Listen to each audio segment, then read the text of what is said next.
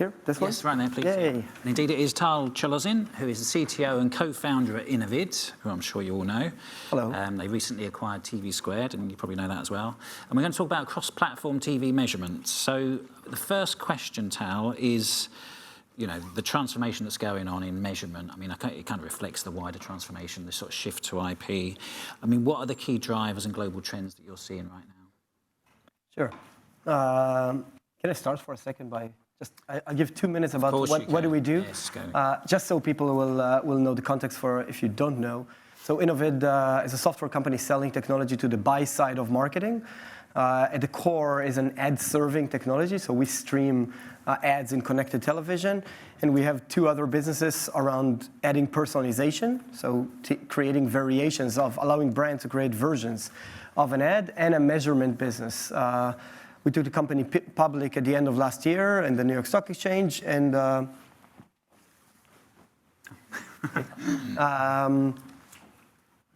not this guy. Don't get distracted, just go. Okay. Recently, and this is why we're here, we're extremely excited about the opportunity in measurement. We made a big acquisition of TV Squared, which is a linear TV and connected television measurement company. It's a UK originated company, which we just completed the acquisition. Now, but about the trends that are driving the change in measurement, I think the main part that we see is a massive shift into the streaming world to a level that every brand are spending north of 20% of their total television budget is already going into the streaming space, and more brands need to get a holistic picture of what's the reach and frequency, and even more than that, what's the outcome of their spend across all of the different channels. So if you want to allocate your dollar or quid better, you need to have a better visibility to that. Yeah. Second part, just before we move on, is just obviously digital allowed marketers, and many marketers maybe that were born into the digital space, realize that you can connect an exposure to an ad to an outcome in a much better, less probabilistic way. And that's something that, again, TV Squared, the company we acquired, focused a lot of their efforts is correlating linear television and connected television ad exposure with an outcome, or specifically a digital outcome. Yeah. I mean, how much of a difference do you think outcomes make already? Because I know there's more that we can do, but in terms of where we've got to, improving the outcome from a TV ad, what impact has that had so far? Right now, I can tell you, Innovate, our previous business prior to acquiring TV Squared, we cater predominantly to the largest side of the marketers. So it's legacy, large television advertisers, General Motors, Procter & Gamble, very large multinational brands, that those marketers are not as inclined as of yet to look into specific outcome, because this is not how they run their business all the time. TV Squared focused on the other side of the landscape. Those are performance-based marketers, direct-to-consumer marketers, sometimes local marketers, that are much more optimizing their spend on a data-driven type of media buying. Those are very much interested in the outcome space. Specifically, for example, Peloton is a large client. It doesn't have to be smaller advertisers, but Peloton, GoDaddy, Expedia, those are much more data-driven marketers, and those are looking into television, tying outcome into television spend in a much more centralized way to their media. Okay, and just tell us a little bit about what you're doing in Europe and about the TV Squared by Innovate platform, which I assume is the sort of TV Squared products now sort of integrated into the company. Correct. So in terms of Europe, we've had an operation in Europe for many years. And has been a very strong player, a strong partner of Channel 4. We power a lot of the personalized ads and interactive ads on the All 4 product. We power large parts of the Sky digital platform on ad serving and measurement. On the TV Squared side, TV Squared powered all the attribution products for Sky and for Sky Media in the UK, and have a much bigger business than Innovate in the UK and in Germany or in pan-European campaigns. What we're doing right now as the joint company is two things. One is that we're working with large broadcasters and large operators to give them the access to a measurement product to give different salespeople the ability to tie in outcome to different campaigns. That's on one side. And on the brand side, we work with multinational brands that advertise across multiple markets across Europe and want to get cross-media, linear plus CTV, overall analytics. Okay, and the TV Squared by Innovate, if anyone who knows TV Squared product, they'll know what that is. That is correct. So on the TV Squared product, there's again two sides. The TV Squared product remains the same, offering to the performance side of the house, direct to consumer, and those marketers that I described earlier. And then we're also fully integrating TV Squared into the Innovate ad serving and personalization product, to allowing, again, as I mentioned, larger marketers as well the access to the same product. One small point that is very unique, to shine a light. Why did we do this acquisition? Why? There's clearly a lot of hubbub going on in the measurement space right now.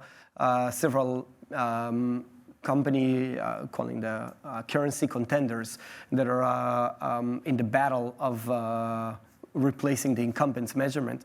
One thing very unique about our offering, or at least that we think, not to toot our horn, but more to explain more about the technicalities. In order to do measurement in the connected TV space, one of the most important attribute or elements is the access to the raw data of ads that were delivered. And along with as many attributes as possible, like a device ID, understanding what is the device, what's the app, and the user, and other attributes. Innovate being the ad server that actually serve individual ads into every property in every territory, we have a unique value proposition because we have that data.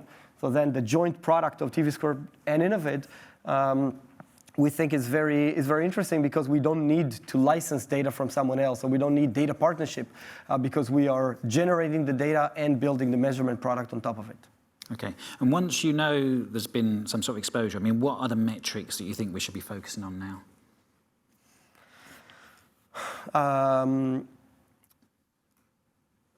So we did talk a lot about the outcome side, which is very relevant for brands that do have digital outcome, and this would be predominantly the metrics that we hear in the market is app downloads, website visitation, somewhat of a search lift.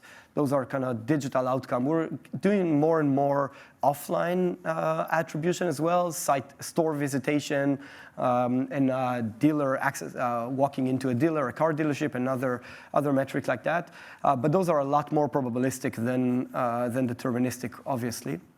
But there's still, I want to say on the upper funnel side, there's still an unsolved question of giving a real, true reach, an unduplicated reach. And that's something that we're investing a lot in giving the most coherent way to tell marketers, you spend $10 million on your campaign, and you bought media from 50 different media owners, ESPN, Pluto, Tubi, ITV, and 30 others, and you want to know exactly what is the reach, individual reach, how many households each and every one of those suppliers contributed, and what's the true overlap throughout the campaign. Not on an overall basis, but on a day-by-day basis to really know how should you optimize your campaign for the next one, or even doing it in real time. So we think that even that seems pretty mundane is an unsolved problem, and this is where we see the most amount of demand right now for large brands, and the biggest questions that we get from massive brands that are shifting from linear into the very convoluted world of connected television, asking that question. Okay, so if I ask you what the most common challenge is that's present in every market, would that be deduplication? What would it be? Yes, the onset would be that deduplication. But if you dig deeper, I would say that kind of term that people started to use in kind of the edtech land is the signal loss. So as more clearly everyone is familiar with cookies deprecation and IDFA and other changes that are happening a lot more in the browser and in the mobile world, but those changes are coming into in the television space as well. And even if they haven't had too much of an impact as of yet, will most likely will have impact by virtue of device IDs or IP address or just altogether an opt-out from other type of measurement services. So I would say that one problem is, as you described, is the lack of understanding and the inability to do cross-device true reach. But if you're gonna dig one layer deep, is the signal loss problem that creates even a higher problem of the ability to create coherent measurement. Okay, I'm going to open up to the audience fairly soon. I've just got one more question, which is your vision of 2025 and, where you think we're going to be then in terms of measurement. It's a big question, I know. Yeah, I don't know, trips to Mars and self-driving cars, if it's up to Elon. Where will we be in 2025? Hopefully, we're not going to talk about linear and connected television. It will be just television. I don't think that it means that linear will decline to zero. Obviously, that's not going to happen, but it will not be two discrete buckets. It will be just because every campaign will be cross-media by definition. So I think that term will dissolve completely. I think a lot more marketers will think about whatever KPIs out there is, but not in a proxy fashion, meaning that they will not correlate their campaign by reach, but they will optimize their campaign by tying to some type of a business KPI a lot more. I think in general the market will be more fragmented, will not be less fragmented on the media side. This is a big debate that we're always hearing, but all science shows that there's no real reason for consolidation.